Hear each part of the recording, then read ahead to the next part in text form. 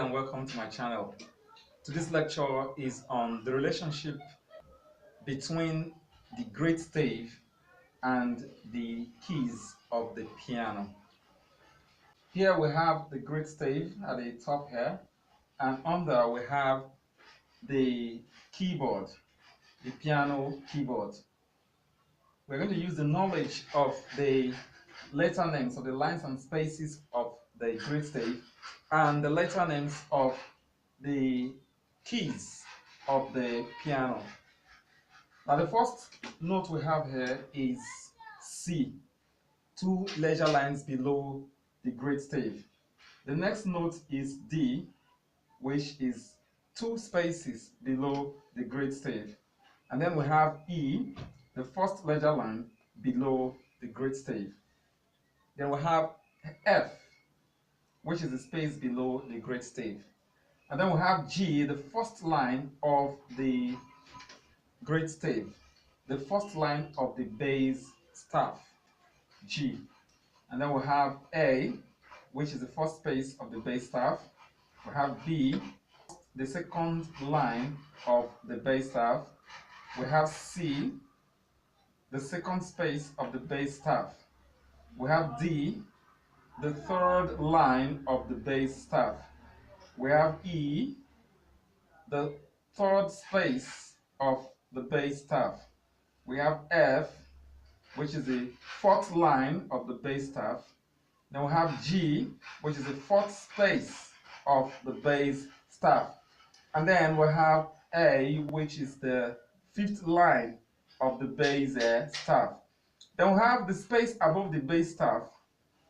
The space above the bass staff is B. Trace it down to B. And then we have the middle C. The middle C is the leisure line that divides the great stave into two halves. We have the treble staff meeting with the bass staff at the leisure line in between them, which is the middle C. Now, the middle C on the piano could be C3 or C4. The middle C is C4 on a standard 88 keys keyboard. And then it is C3 on a 5-octave keyboard or on a 4-octave keyboard, just as we have it here. From C to C, this is C1 here, C2, C3, C4, C5. So we have 4 octaves. From C1 to C2 is 1 octave. From C2 to C3, 1 octave, which is 2 octaves. And then to C4, 3 octaves.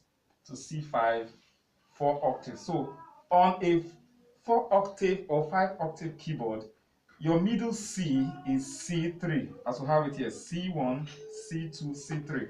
But on a standard 88-key keyboard, it is C4. By standard, it is C4. So don't get confused in locating the position of middle C on your piano keyboard. Then we have the next note, which is the space under the treble staff. The space under the treble staff is D. And then we move on to the first line of the treble staff, which is E. Press it down to the E on the piano keyboard. And then the first space, this first space of the treble staff is F. And we trace it down to F, as we have it here. Remember also that it's the second line where the treble clef originates is G. The second line of the treble staff is G. Trace it down to the G on the keyboard. And then we have the second space of the treble staff, which is A. Trace it down to A on the keyboard. And then we have the third line of the treble staff is B. This third line of the treble staff is B. Trace it down to B. And then we have the third space of the treble staff is C. Take it down to C. And then we have the fourth line of the treble staff, which is D. Trace it down to where you have D. That's it. And then we have the fourth space of the treble staff. This fourth space of the treble staff is E. Trace it down to where you have E. The fifth line of the treble staff is F. The fifth line of the treble staff is F. So we trace it down to where we have F. And then the space above the treble staff, or the great stave as we have it here, is G. Trace it down to where we have G. This note occupying this space is G. Trace it down to where we have G on the keyboard.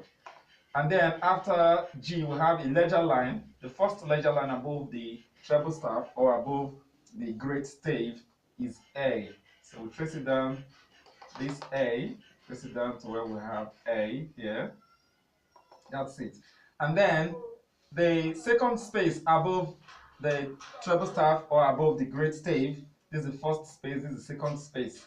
The second space above the great stave or above the treble staff is B. So we'll trace it down to where we have B on the keyboard. And the second ledger line above the treble staff or above the great stave is C. So this is C. Trace it down to where we have C on the keyboard. So if you have a music piece you want to play using the piano or your musical instrument, you look at the relationship between the notes you have on the staff and then where they are found on your instrument, or in this case on the piano keyboard. So you just look at it. If you see a note here, of course you know that it's A. Then you go to your piano keyboard and play the note what? A, for how long it is indicated. So this lecture is actually merging two different knowledge in music. The knowledge of the letter names of the lines and spaces of the staff, and then the knowledge of the letter names of the notes of the piano. Now quickly, let's look at the accidentals. If a sharp is placed against this note C, instead of playing the natural C, you play C sharp. Or if a flat is placed against this note D, instead of playing the natural D you have here, you play what? The D flat. You play the reduced D, which is D flat. You play D flat instead of the natural D. If a sharp is placed against D, you play D sharp, which is this black note here, instead of the natural D. Or if a flat is placed against this note E, instead of playing the natural E, you play the black note here, the accidental note here, which is E flat. It's semitone lower than what? Than E. So the same thing is applied for every other accidental note. I have a note B here. This note is B. When a flat is placed against this note B, instead of playing this natural D, you play this accidental note, which is B flat. And it's also what? A sharp. This is A. Put a sharp here. You play A sharp instead of A. Thank you for watching this video. Please, if you have not subscribed to my channel, click on the subscribe button and click on the notification bell so that you will get notified whenever I publish any video. Thanks for viewing.